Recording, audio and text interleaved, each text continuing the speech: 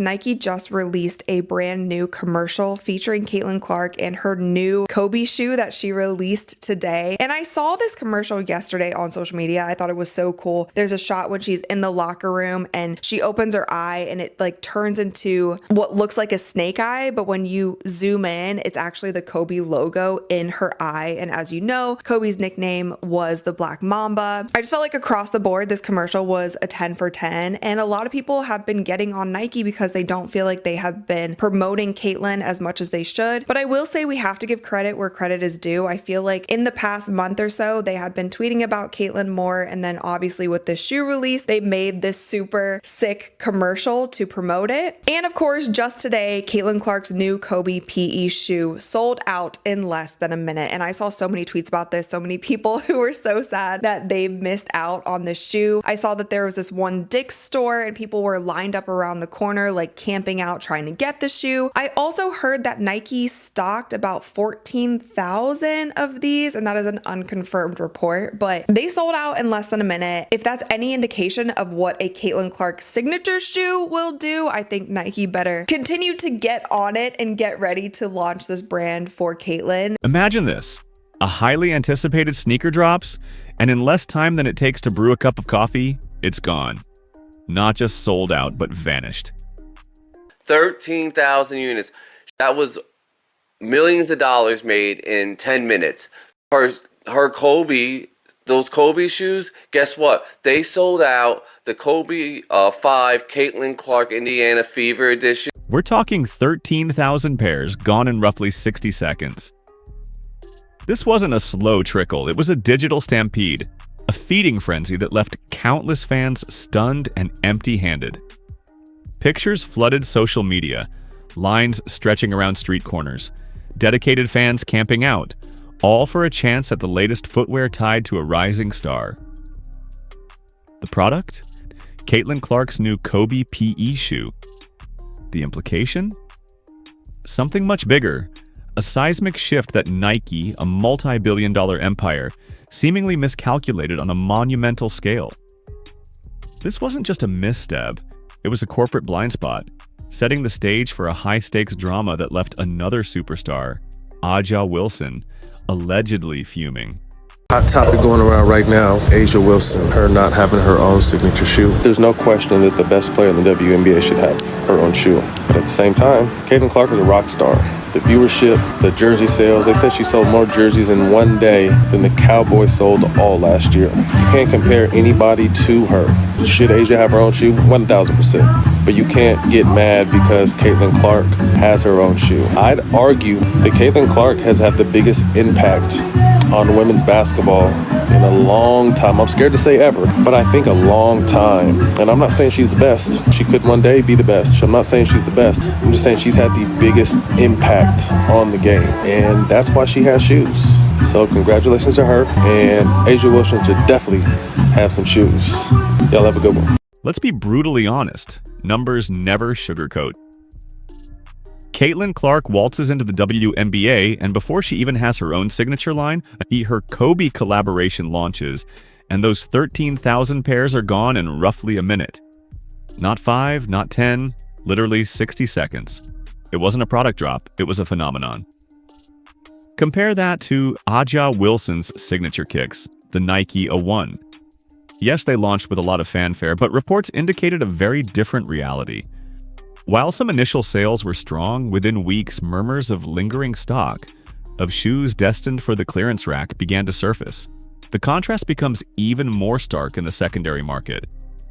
When Clark's Kobe PEs hit the shelves, the resale market immediately ignited. Prices soared from their retail of $190, hitting $350, then $400, sometimes even climbing as high as $600 on platforms like StockX and GOAT within hours. When Caitlin Clark gear hits the shelves, it's like Black Friday on steroids. Meanwhile, Wilson's line, despite Nike's fervent push, found itself quietly shuffled towards discount bins. This wasn't just about selling shoes, it was about capturing a moment, and Nike seemed to be looking in the wrong direction. The most popular female athlete in the country got a signature shoe, and I don't. White people, signature shoe. Black people, no signature shoe. I mean, look, if it's out there, someone will claim racist. Nike, the wokest of the woke, they decided to bend the knee. That's right. They're giving A'ja Wilson her own signature shoe. I lost all respect for A'ja Wilson. I don't want to hear her opinions. I don't care what she has to say from this point on. When you keep a Nike deal 2 years in secret while you're spewing all that crazy stuff about Caitlin Clark in the Time magazine, read it. Read what she said in the Time magazine. Yet you had a Nike deal the whole entire time. Now, here's the truly juicy part, the real head scratcher. Nike, a company known for its meticulous marketing and star-making machinery, spent 2 entire years pampering A'ja Wilson's sneaker line. Think about that. 2 years of dedicated development, millions of dollars poured into crafting what they clearly hoped would be their next iconic franchise. They showered her with the royal treatment. Custom logos, her pick of designs, and deeply personal touches woven into every stitch. We're talking Celtic symbols to honor her parents, her grandma's favorite sayings etched onto the sole. It was less a performance basketball shoe and more a wearable family scrapbook, a deeply personal project meticulously brought to life. Yet this lavish investment unfolded while a far more explosive narrative was quietly brewing. Accusations surfaced that A'ja Wilson, even with this massive secret Nike deal in the works for 2 years, was allegedly spewing crazy stuff about Caitlin Clark. Imagine publicly criticizing or downplaying Clark's impact, all while sitting on a massive, unannounced Nike endorsement. Meanwhile, Caitlin Clark was still rocking repurposed Kobe's, player exclusives, yes, but not her own signature shoe. No personal logo, no dedicated line, yet somehow these hand-me-downs were outselling Wilson's meticulously handcrafted masterpieces by laughably wide margins. Nike gave Wilson every toy in the chest, every possible advantage. Yet Clark's mere presence often in borrowed designs broke the internet without even trying. It's almost tragic, this monumental misjudgment. Almost. Finally here, Caitlin Clark sneakers from Nike is finally dropping. She was signed to them last year, and the sneakers is a year late in my opinion, but nonetheless, I'm excited because these sneakers is finally coming out. But what does annoy me a little bit is that this is a collaboration with Kobe. Now, Kobe, respect to Kobe, the legend, rest in peace, great basketball player. But in my opinion, Caitlin Clark is a big enough star and she's creating her own legacy. So I feel like, at least for her first sneaker, it shouldn't be a collaboration with any other player, dead or alive, in my opinion. I feel like Caitlin should have, for her first shoe, had her own original design just for her. We've got to talk about the giant pink elephant in the room. The stark contrast in how these two superstars navigate the public eye. A'ja Wilson has often presented a me-first energy, a woman who, some argue, has been hustling harder for personal accolades than most politicians during election season. She finally got her custom kicks, her mysterious logo that few understood, her fancy Nike commercials, some even reportedly directed by Malia Obama. And still, at times, she acted as though the universe owed her more applause, more recognition. Meanwhile, Caitlin Clark just steps onto the court, drops a casual 30-footer from the logo, and oops. She's Nike's biggest female cash cow since Michael Jordan. Wilson's out here loudly demanding her flowers, publicly campaigning for respect and recognition. Clark, on the other hand, quietly builds her empire just by existing, dominating, and being undeniably awesome at basketball. And the alleged controversy? And all this was done while the shoe's being developed, while the collection's being done. To demonize Caitlin Clark and try to label her as a privileged white girl that's getting all the privileges, even though she earned everything she got. This ain't about color. This is about good and bad. And I find this a little evil. I find this evil. This is beyond bad because you had the ability to speak up and say, hey, everybody, relax. Don't get on Caitlin Clark. She got a shoe deal. That's cool. I got one too. Mine's taking a little bit, but it's going to come out. Just be patient. She could have came out and said that, but she didn't. While Wilson's shoes were being developed, while her collection was being finalized, there were perceived attempts to demonize Caitlin Clark, to label her as a privileged white girl getting all the breaks, even though Clark earned every single thing she achieved. This isn't about race, it's about good and bad business, about authenticity versus carefully constructed narratives. Wilson could have spoken up, diffused the tension, even said, hey, everybody relax. Don't get on Caitlin Clark. She's got a shoe deal, that's cool. I've got one too. Mine's coming out. But she didn't. This manufactured division, this racialized narrative where it didn't need to be, only highlighted Nike's questionable strategic choices. Since 2021, it is down nearly 60%. Your executives and the people who are making these decisions, their stock options are worthless. Meanwhile, you have the single biggest needle mover in all of American sports since Michael Jordan, and you have somehow convinced yourself that you need to slow play this. The true cost of Nike's corporate myopia is glaringly evident in their financial performance. Since 2021, their stock has tanked by nearly 60%. Imagine that, a titan like Nike watching its market value plummet while seemingly sitting on the biggest needle mover in American sports. Executives and those making these pivotal decisions saw their stock options become worthless. It's a painful admission of misjudgment. Let me show you Google Trends search traffic for 4 female basketball players. There is one who only rivals Caitlin Clark, and that is Angel Reese, and you do not have her. She is over at Reebok. I am so confused as to how you would be so invested in the WNBA for several years, and you've been doing great work to try to elevate and uplift that league and many of the athletes there. But this seems like you have convinced yourself that this needs to be an either-or conversation. And we never have an either-or conversation in the men's sports. You have like 10 signature athletes. Half of them don't deserve a signature. Let me show you the raw data from Google Trends. We're talking search traffic for 4 major female basketball players. There's one who rivals Caitlin Clark, and that's Angel Reese. And guess what? She's over at Reebok. This isn't an either-or conversation in men's sports.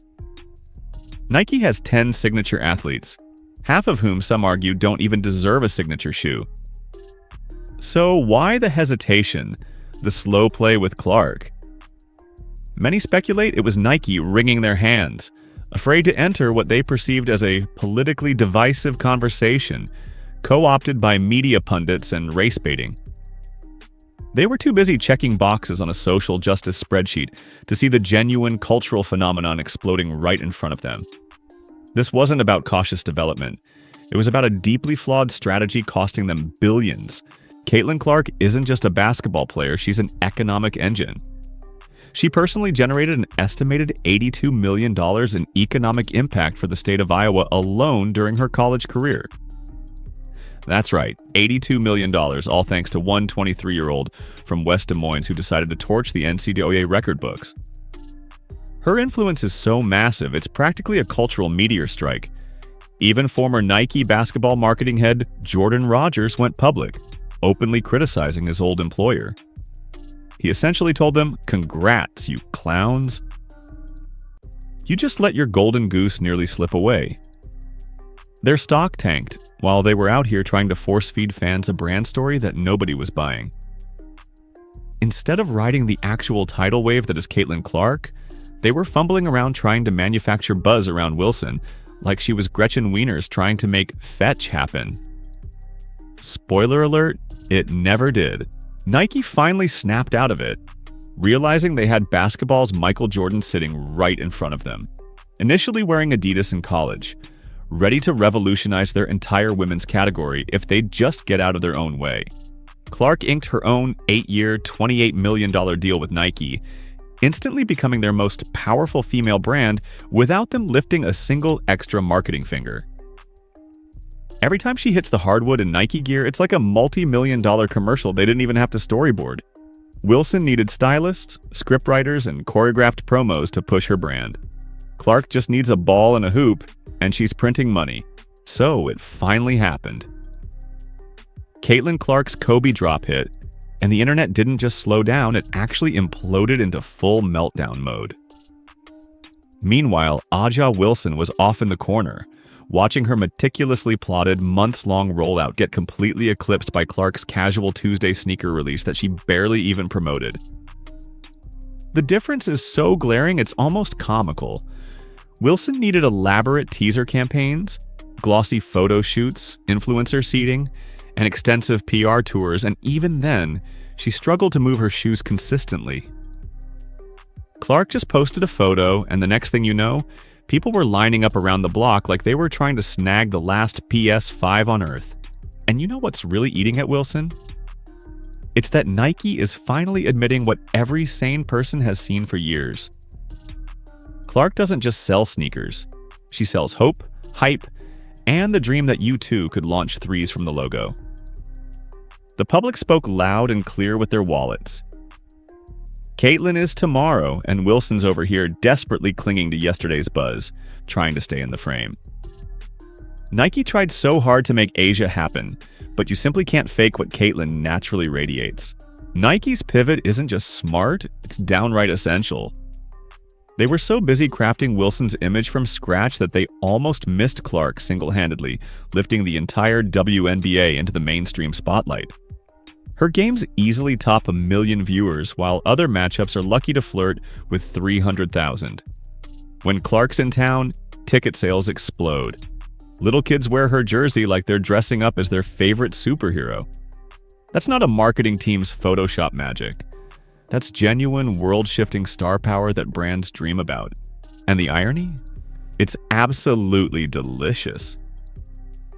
Wilson spent years griping that she didn't get enough shine, whining about how long it took Nike to finally give her a signature line, ranting that the media didn't anoint her the undisputed queen. All the while, Clark just kept her head down, dropping highlight reel after highlight reel, packing arenas, and accidentally turning into the global ambassador Wilson always dreamed of being. Clark didn't stomp around demanding the crown. She just flat out earned it, to the point that even Nike had to say, "Okay, wow, we really blew this one." Their servers literally couldn't keep up with Caitlin Clark. This is a multi-billion-dollar empire with state-of-the-art infrastructure, and they still crashed under the tidal wave of fans, clamoring to grab a pair of Clark's shoes. That's more than impressive, that's history-making. Wilson's launches cause a tiny hiccup at best. Clark's releases spark digital tsunamis that probably show up on Nike's investor call PowerPoints with terrified little graphs.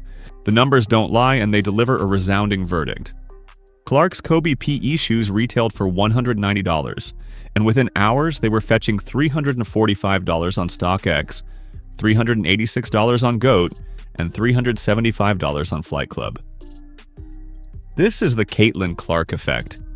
Nike spent an embarrassing fortune trying to script Aja Wilson into superstardom, while the actual superstar was out here breaking attendance records and casually turning every arena into a sellout tour date. Now they're finally scrambling to put the full marketing muscle behind Kaitlyn, because they realize this is bigger than basketball. Clark is a walking cultural moment that cuts across ages, regions, and fan bases. Wilson's ceiling was always there, glaringly obvious. Clark, we still haven't even found the top, and this train isn't slowing down. Clark's influence is snowballing. Nike's finally hopped on the right bandwagon. And Wilson, well, she can keep tweeting for more respect, while the cash registers and server meltdowns make it clear who's really driving the future of the sport. This isn't a forecast. This isn't a wait and see. The revolution's already in full swing, and Nike just woke up in time to realize who their actual golden ticket was. Because the market doesn't care about carefully crafted campaigns, about political correctness, or about who you think should be the face of a sport.